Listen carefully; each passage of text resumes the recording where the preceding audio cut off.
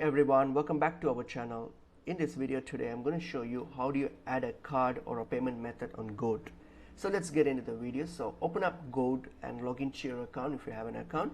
So once you're logged into your account, so if you're looking to add a payment method or your card details, so you can do so only when you make an order. So while you're making an order, then you'll be able to add your card and then save it. So let's make an order. So for example, let me just add something to my cart so that I can initiate the ordering process.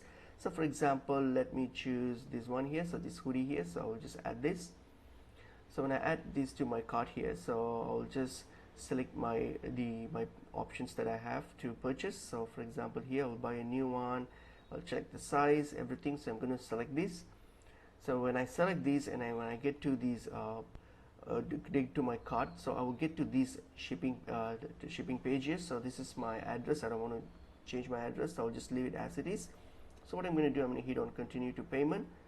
So I'm just going to click on continue to payment, and then now when I get to this tab here, the payment option here, so when you get to the shipping tab here, so I'm just going to click on, I'll leave the address as it is, so I'll click on continue to payment.